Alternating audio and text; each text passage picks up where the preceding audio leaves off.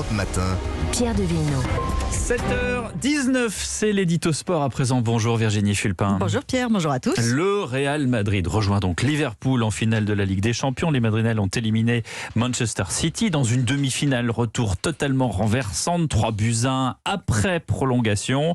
Le Real, vous nous dites ce matin, est bien plus grand. C'est le plus grand club de l'histoire et il a dans ses rangs, le meilleur joueur du monde cette année, en l'occurrence Karim Benzema. Ouais, ça fait beaucoup. Hein. Ouais. Vous savez, l'une des premières choses à laquelle j'ai pensé après ce match dingue, je me suis dit, j'espère que Kylian Mbappé l'a pas regardé. Bon, c'est totalement ridicule, évidemment, parce qu'il l'a regardé. Non, parce que je pense que vous n'êtes pas la seule à avoir eu cette pensée. Oui, mais il l'a regardé, ça oui, c'est sûr aussi. Sûr. Et donc il a vu, comme nous tous, quelque chose en plus, cette indéfinissable particularité qui fait toute la différence entre le Real Madrid et les autres clubs, même ceux qui sont plus forts à l'instant T et qui se font quand même renverser. Comme le Paris Saint-Germain, comme Chelsea et donc comme Manchester City. Les Madrilènes ont transformé l'exception en habitude cette année. Quand Riyad Mahrez a ouvert le score pour les Anglais à la 73e minute de jeu, on donnait pas cher de la peau de ce Real avec ses 2 buts de retard.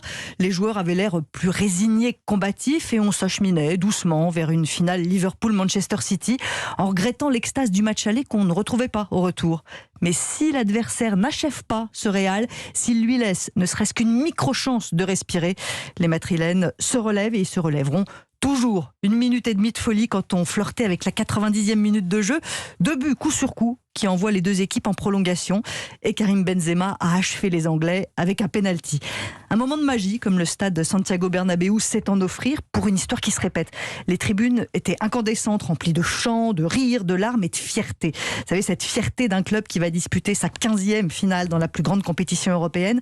Quand un joueur arrive au Real Madrid, il sait que tout est plus grand que lui. Et c'est encore cette mentalité-là, vous savez, qui fait la différence et qui l'a fait hier soir. Alors, dans la série des grandeurs, et puis on l'a dit tout à l'heure, au Real Madrid, le plus grand, c'est Karim.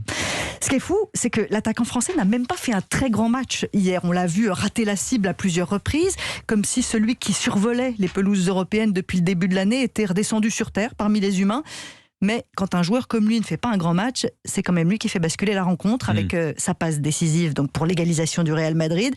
C'est vous dire à quel niveau se situe Karim Benzema. On l'a dit aussi, il est allé de son but, un penalty, pour atteindre les 15 buts dans cette saison européenne, au-dessus de tout le monde, largement au-dessus. Et même quand il quitte le terrain en prolongation, fatigué, usé, mais il se transforme en coach. Debout le long de la ligne de touche, à faire des grands gestes et à donner de la voix. Karim Benzema incarne parfaitement ce Real Madrid et sa mentalité à part. Alors moi, je déteste parler de Ballon d'Or à tout bout de champ.